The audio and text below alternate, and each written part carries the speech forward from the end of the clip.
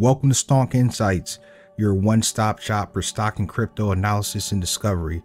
In today's video, we're going to be talking to a special guest and just going over some things with crypto that you may or may not want to be aware of. Well, you definitely want to be aware of it so you don't get scammed or, lose all your money.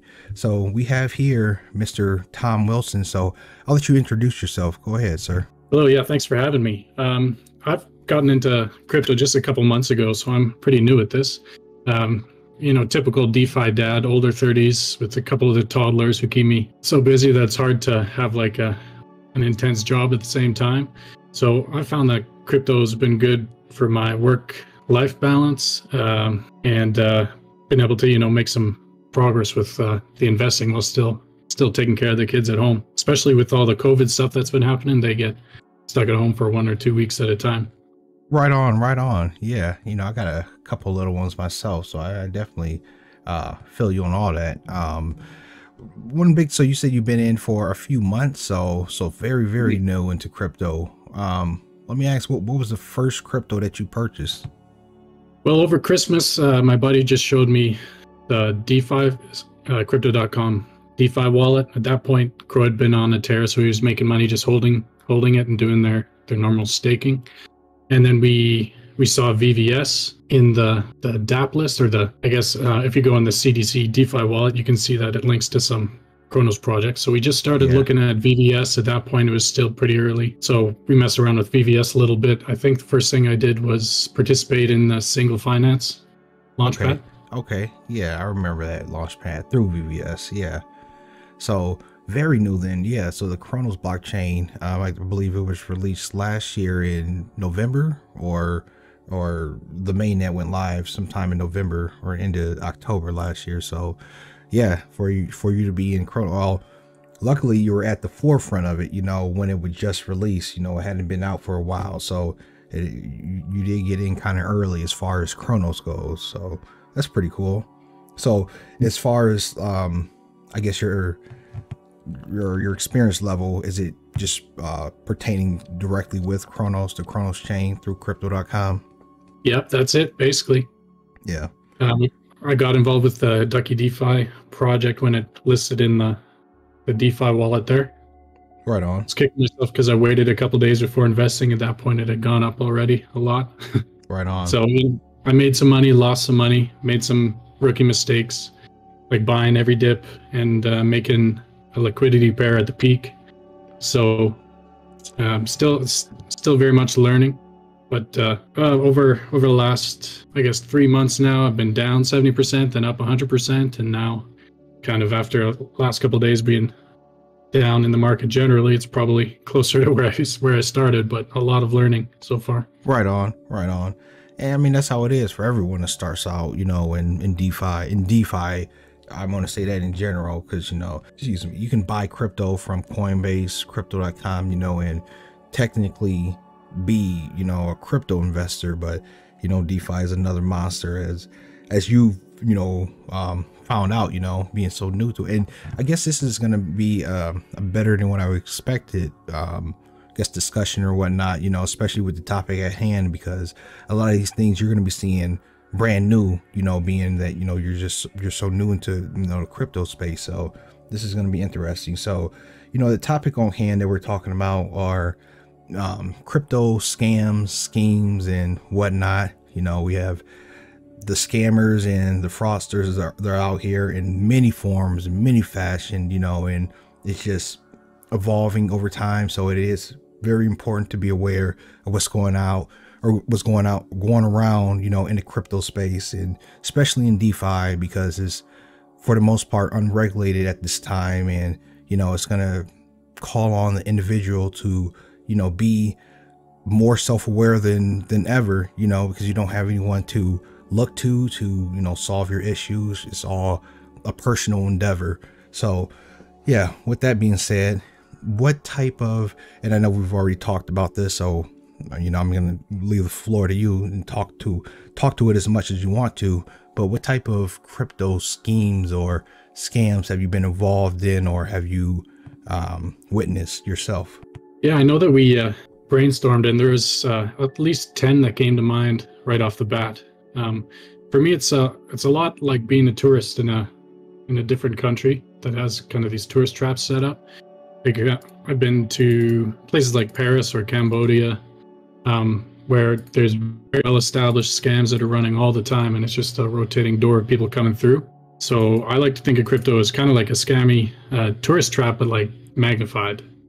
So you really do have to, if you want to be successful, you have to do some research when you're getting into what the common scams are. For example, in Paris, they have the fake orphanage scam where they come over, get you to sign things while they're going through your wallet under the paper. Oh, and wow. That's just a simple thing. But if you do some research ahead of time, to avoid that kind of situation, then you're way better off. So that's why I'm interested in talking about this stuff. And I don't know if we do end up doing more of these episodes, it'd be good to go through a bigger list of them.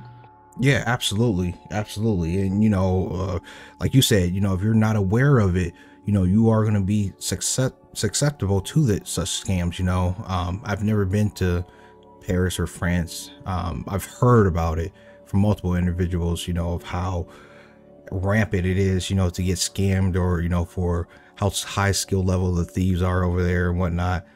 So yeah, it's something that you got to be aware of it before you get into, that environment, so France, Paris, that's an environment.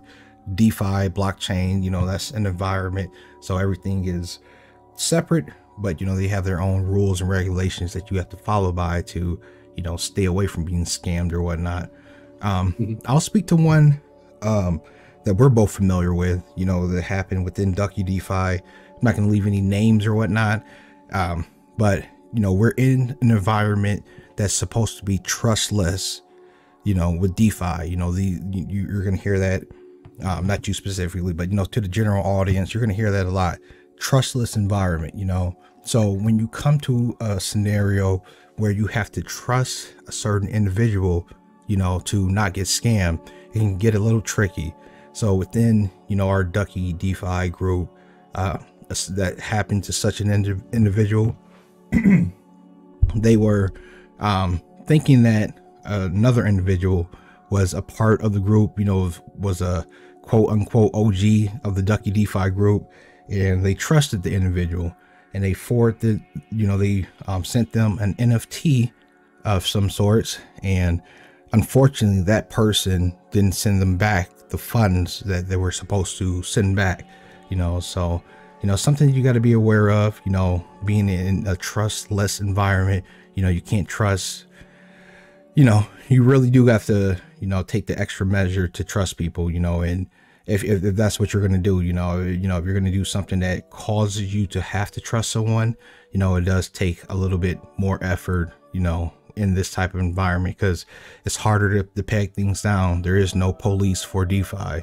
Do you have anything to say? I mean, I'm sure you're aware of the incident that I'm speaking on. Oh yeah, for sure. Like, that was a really interesting one, because after the fact, we figured out that this person had multiple accounts in the same chat and had been there for a while. So this was a long con for weeks. And I get the impression this person is just an NFT fraudster, and they kind of just go around, figure out who's releasing NFTs and hang out to see who's willing to do a trade.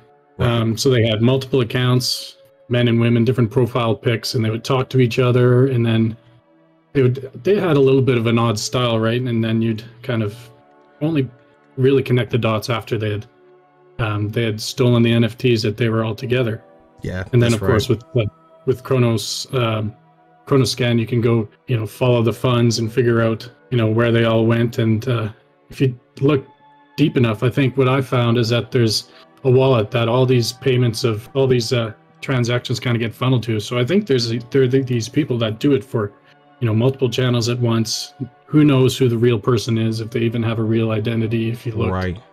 And so it's a big business, and they're willing to do the long con, like become your friend over time and all that. So that was a good eye opener for sure.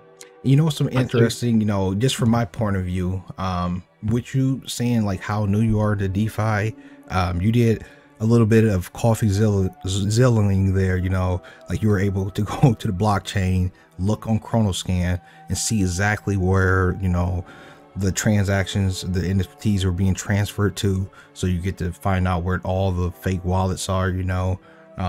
It's not difficult to do that, but it does seem more involved than what it is. So, you know, I do appreciate you, you know, mentioning that, because the blockchain doesn't lie. You know, we can see, you know, where once this individual sent that NFT out, you know, we see what wallet it went to and then where it went from that point. You know, now we know that they're fraudulently trying to sell it on OpenSea, but you know, the whole community is aware. We're trying to let as many people as possible know that, hey, this is fake, or not fake, you know, it's a real NFT, but it's a stolen NFT, you know, ill-gotten gains.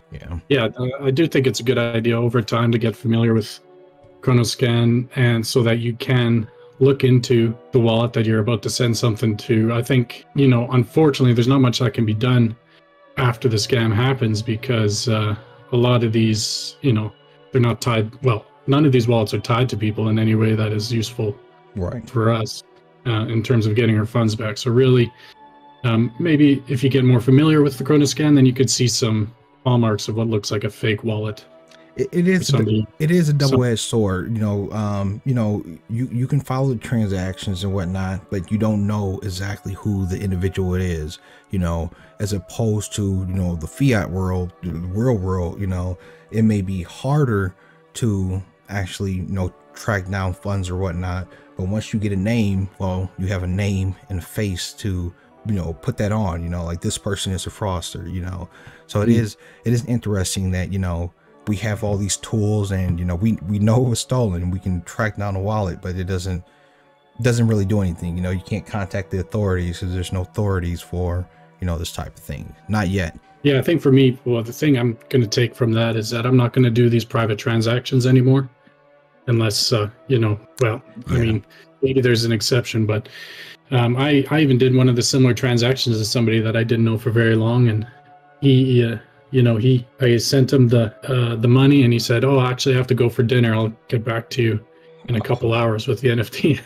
At that point, I thought I was over. I thought I'd been scammed, right? But he ended up being good for it in the end. But it's just it's not a good for it. Yeah, it made you sweat for it. But no, I definitely understand it. You know, because you know, like he could have, you know, like, I mean, thankfully the individual, you know, shout out to you. I know you're a whale in Ducky Defi, but you know, he could have, you know, scammed, and then what could we have done, you know, or what could have been done, you know. There's really, unfortunately, because there isn't any, you know, meaningful regulation within, you know, DeFi, that, you know, yeah, you know, they could have ran away with it and been gone, you know. And that's what makes some of these other, you know, scam channels, like, you know, CoffeeZilla, Spencer Cornelia, whoever talks about, you know, these crypto scams or whatnot. That's why, you know, their channels are blowing up so much, because, you know, they're pinpointing the you know, the big figures, you know, the movie stars, the actors, the rappers, you know, that's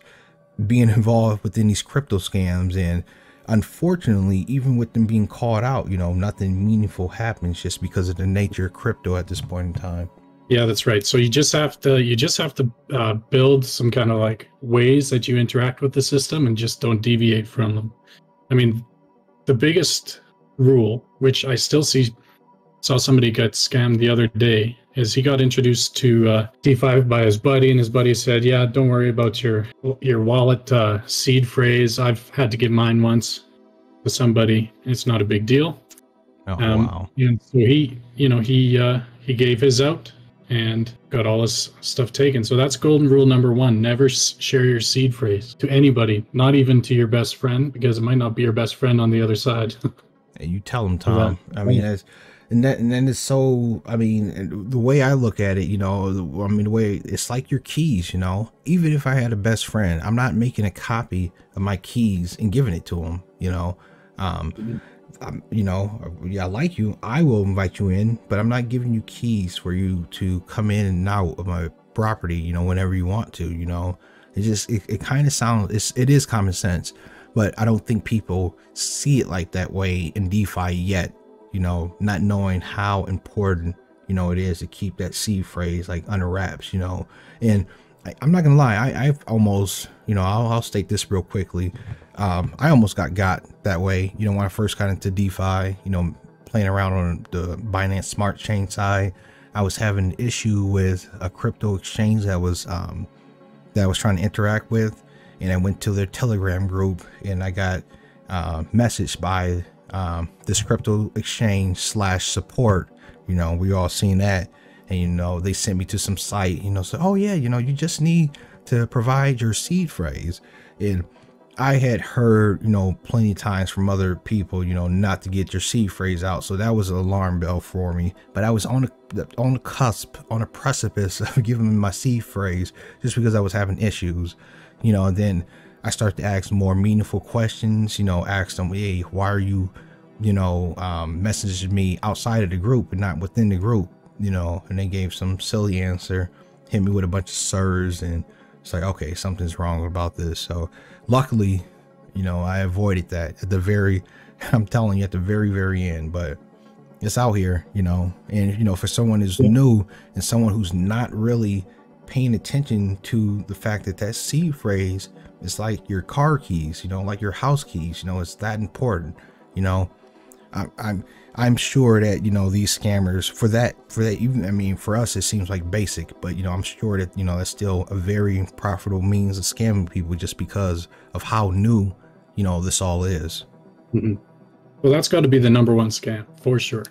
It happens to everybody who joins a new Telegram or Discord group.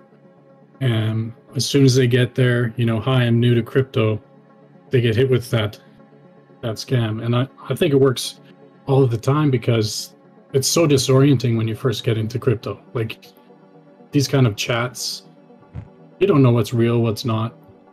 And you know, you're going to be sent a DM by somebody who shares the same name, profile pic, and mannerisms of the administrator of that channel. Or you might not even be in the right channel. You might have got caught up in a channel that's made to look like the real one. So there's nothing like unusual about falling for that scam. It's just the way that this ecosystem or this crypto is set up, with the technology being in its infancy and regulation being non-existent. It's like very easy to get caught up with that kind of scam. So that's rule #1, never share your seed phrase. You'll probably, I would say, that's by far the biggest scam out there. Yep. They have a bunch of different ways of getting it from you, in terms of like, here, I'll give you something for free if you do it, or if you're having trouble with your wallet, or